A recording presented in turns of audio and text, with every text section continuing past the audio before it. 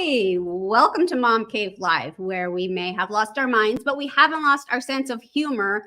And I have a guest today that's going to blow your mind because she's hilarious and we have so much to talk about. And I'm going to put her on. Ta-da! Hello, everyone. Hello, Jen. Thanks for having me on. I'm psyched to have you on. If you guys don't know Betsy, she's a funny lady. She's on all kinds of TV and cool things, and she's a UCB improv teacher person. And she is on Why Mommy Drinks. It's her very funny podcast that's on hiatus. And she's got a bunch of kids, so we have so much to talk about. Just a whole bunch. Just a whole bunch.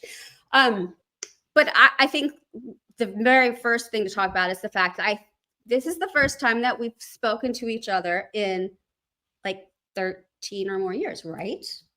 I think so. It's been a very long time since I've been able to speak with you face to face. I know.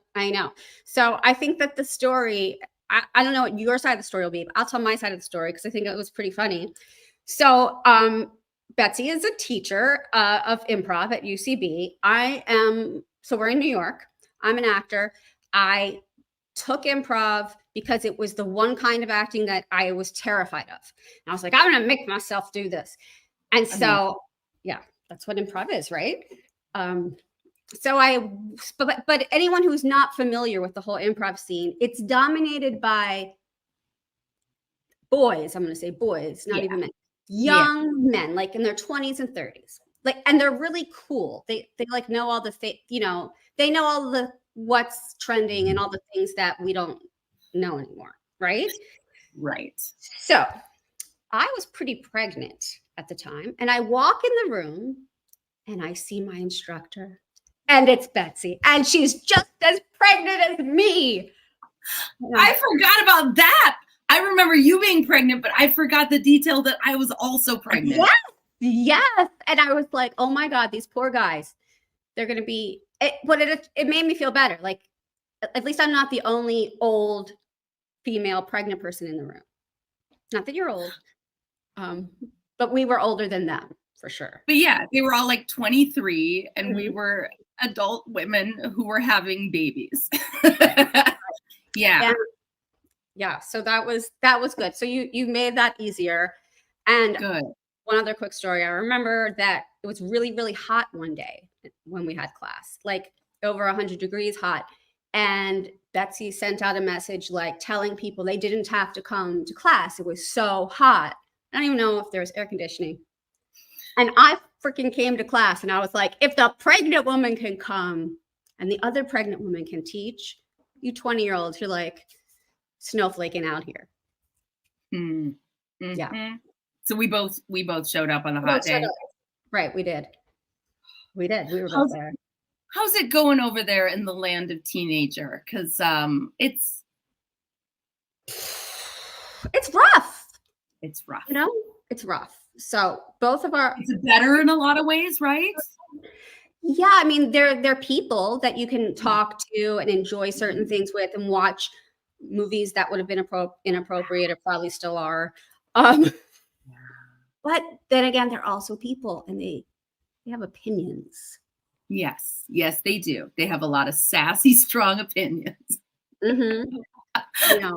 Do you like how do you deal with it? Are you improv mom? Are you funny? Are you like blowing it all off and being funny? Or are you strict mom? A little bit of column A and B. I was raised without a lot of boundaries, and so it wasn't strict in a lot of ways, and everything was kind of loosey-goosey. And so my response to that is I've got to have boundaries and rules, and I've got to make sure that my children can count on what's what. Mm-hmm. But then I'm also married to another improviser, and he was raised by perfectly lovely people with boundaries, good boundaries. And he's much more loosey-goosey about everything. So I do tend to be the bad cop and he tends to be the good cop. But I also think that tends to be the case in a lot of heterosexual parent-child relationships. Yeah, I think mom does tend to be the bad cop a lot of the time. Yeah, more often than not. Right. Because, well, my thought is like, I'm the one that has to get a lot of shit done around here. And if no one's behaving, Yeah. we're good for all. Like, mom is like the CEO of the family a lot of the time. Mm-hmm. Mhm. Yeah. Well, and also it's like, are we allowed to swear on here? Oh, swear away. Okay. Yeah. I think moms know, like, if we fuck up, no one is going to be, I mean, some people maybe, but most people are going to be like, what did their mother do? Oh, Right? right. And It's all about the mother. it's all about the mother and her failing. And so I'm also like, oh gosh, like, especially when they're 13, it's like, oh my gosh, we're running out of time. I got 5 more years to train you into being a person. And then you're going to be out there doing all kinds of wild stuff. And if it's bad, they're going to blame me. And Totally. I Yeah, brought you I here feel to that do good things. Yeah, I keep like when he is being not good, I think to myself, like, he wouldn't be doing this if I had done better up to this point. I obviously did not train the child well enough. Yes, if I had been perfect, you would be perfect. Right. Not gonna happen. We're I mean, not it's not. close. What a Not weird even lie that we close. tell ourselves. No, no. So you moved out to the sunny California years ago, yeah. Yes. Yes, we were in Brooklyn there for about 3 years of kids, and then we came out to California to mostly just pan for gold and stake our claim on territory. None of that's true, but we did come out here to pursue our entertainment dreams. Well, metaphorically, you were panning for gold. Metaphorically we're panning for gold. And hoping to stake our claim in that maybe one day we'll own a home. Right.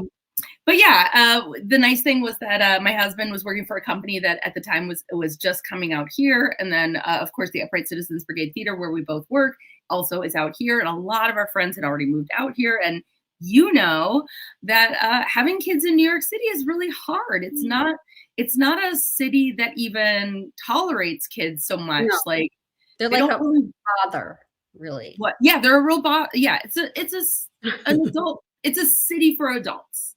Yeah. So coming out to California, it was like, you can drive places. You don't have to carry all your groceries home. Yes.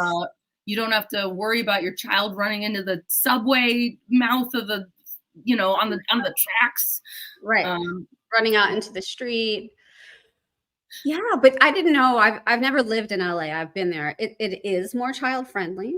It is more child friendly. It definitely is. Yeah, because you can, at the very least, you can drive places and like people don't have to encounter your children, if anything. Right. They're in an enclosed vehicle. And like at the very least, if you need to change your baby and there isn't a changing station, you change them in your car.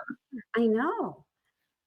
I pulled over on the side of the road one day to change my kid, and I pulled in front of someone's house, not on the property, not in the driveway. The man came out yelling at me, and I've never forgotten that man.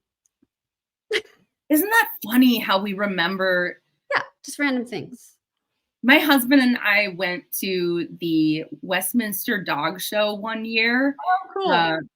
And it was on Valentine's Day. And when you come early, you can kind of be there all day watching all kinds of dog events, and you can kind of sit wherever. But then there are some seats where if the ticket holder shows up, then they can just say, hey, these are our seats, and you go find a different seat. And I'll never forget, this older man was so mean to us for sitting in his seats. It's like 15 years later, and I'm still like, that man, you'll remember him forever. I will. I know. There's something about that. Someone's watching us from New Zealand. Hi, Tina from New Zealand. That's awesome. Kiwi friend. Wow. Okay. Cool. I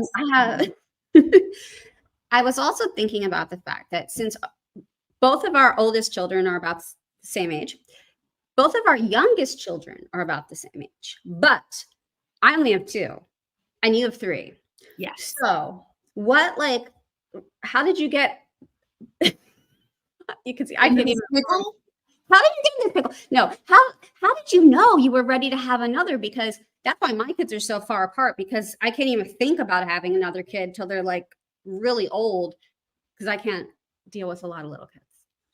Well, I So I have a lot of siblings. Oh, My parents had me, and then when they divorced, my dad remarried and had 3 children with my stepmom, and my mom adopted 3 more children. So I'm used to being 1 4 in any given situation, and I am one of 7. So like, so I knew that I wanted to have a few kids. I was pretty sure I wanted to have at least 3 because that felt like normal to me. mhm.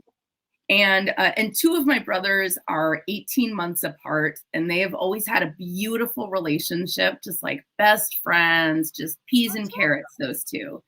And they really complement each other well in so many ways. And I was like, wow, as someone who was at least 8 years older than my next sibling, I really wanted my kids to have what I didn't have, which, in addition to just having the same parents and living in the same house, Mhm. was Right. just like like being able to play with each other. And Mhm. because I was always like a little adult, and I didn't have anyone to play with. So I Yeah. wanted that for them. And so I ended up having my first 2 20 months apart, which in a Wow. lot of ways was really great Mhm. because they are the bestest of frenemies. Yeah. Um, but I think, especially when they're older, I think that's going to be really valuable. Yeah, I think so. Uh, but it was like hell on earth there. I mean, it was really hard. It Yeah. was really hard. I mean, I find it very hard with 1, so yeah, 2 that little.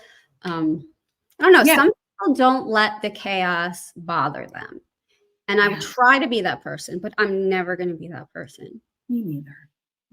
so No, I'm a Virgo. I'm a firstborn. yeah. I'm a perfectionist.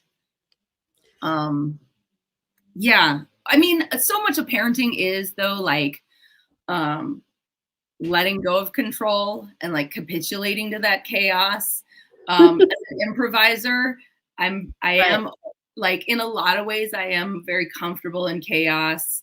And sort of like trying to find my like little corner of control in the chaos. Um, but a scene is one thing, your life is a whole other thing. True. Um, I used to feel a lot more in control until the pandemic and lockdown started, and then I was like, Oh, everything's terrible. yeah, And, I was like, "Do whatever you need to do to not kill each yeah, other or drive me I'll crazy." just drink vodka all day, and you can be on screens 24/7. Basically, that's what happens, yeah. That's what Yeah, happened to everybody, though, you know? And I think we lost some ground that we won't get back because of that. 100%. So, Yeah, it's rough. screen restrictions, like it is 2023 and we are still nowhere near where we were before the pandemic. No, us neither, and my kids go to a Waldorf school that technically has a no media policy, and I'm saying this on the internet, so please, people from that school, don't kick us out.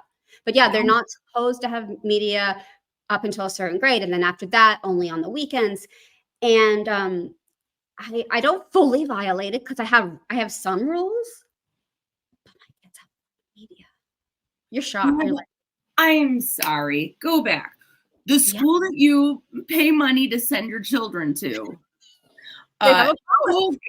told you a Yeah, lot of money, told you you're not allowed to show your kids media until a certain age, and even then, only on the weekends. they do say that. I get the concept, and all in theory sounds lovely and Oh, would work really yeah. well. If everyone could do it, it would be great, and our kids would grow up and be like Little House on the Prairie kids and be Yes. but it doesn't, like, work that way in real world all the time, you know? I work from home. No. No. Yeah, but No, that's that's you sound like my son because, of course, he hates that policy, and he's yeah. like, "Wait, we pay the school? They can't tell us what we can do when we're at home. You're paying them." I'm like, "Dude, you don't know how big of a scholarship you're on." Like I love your kids going up to cops. I pay your salary. Right, You can't arrest me. They can't give us a ticket. We pay for them. Exactly. That is 13-year-old reasoning if I ever heard it. Oh yeah. Oh yeah. Yeah. Yeah. Screens are a whole, yeah, it's a sensitive subject in the house. It is. We're like twitching when we think about it. Well, this next thing I'm gonna ask you could be a much larger, more serious conversation, but I don't want to have a serious conversation. I don't know about you. But you know, I loved when your podcast first came out, and the name of your podcast is Why Mommy Drinks. I thought that was a great title. I love it. Now, of course, I do drink. And this was a little before the whole, like, the sober mom movement really kicked in. Yeah. When you started. But now I feel like there's a backlash against moms drinking at all, almost, or just talking about it online, like as if it's a glamorization or promoting. I don't know. I was wondering, did you have a backlash? How do you deal with that? What are your thoughts? Great question. Yeah, when we started, Why Mommy Drinks felt right for a few reasons. One, it was taking advantage of wine mom culture, which was just, we were right in the middle of it. And it truly and they are why we drink. And they are why I was drinking quite a bit. But yeah, as time went on and mom culture had like a big backlash, you know, and that's fair, like from moms themselves for the most part, but also from outside of that. Yeah, people were like, ew, I don't like the like the title was definitely a turnoff for some people. And if we were to rename it, we'd probably rename it something else. But why mommy smokes weed? No, I'm just why mommy's on meth? Right, that's a whole other story. But I don't know. I felt like the title was to the point. It was just like, oh, look, I'm broken. I need a drink. And this is why. And in every episode, we're going to tell you why we're kind of broken this week. Yeah. And, but also like, yeah, fucking a lot of moms do drink and right or wrong, a lot of them use that to cope. And, hey man, get off our jocks. Just trying to do their fucking best. Right. I mean, we're sensitive to people who are struggling. Sober. But we're not saying everyone should drink. No. We're just saying we need a drink. Yeah, it's not called why mommy ought to drink all the time. And if you don't, you're out of the club. Right. Yeah. Yeah. Okay. I felt like that was something we have to talk about. It's very. Thank you. I think that was a great question. You're very welcome. Well, Betsy, I could talk to you all night, but I'm sure nobody wants to watch us hang out all night. But this was super fun. And you guys should check out Betsy on all the places. She's Betsy-Stover on Instagram, I believe. Betsy.Stover. Betsy Stover. And Betsy-Stover on Venmo, though, if you just want to send her some money. If you want to send her some money. Yeah, Venmo her. That's great. Thank you for talking with me. This has been super fun. It is such a thrill to get to see you. I could talk to you all night. I know. Same. Well, we'll have to think of something fun to do together. So, yeah. Okay, everybody go check her out. All right. Good night, everyone. Thank you. Bye. Bye.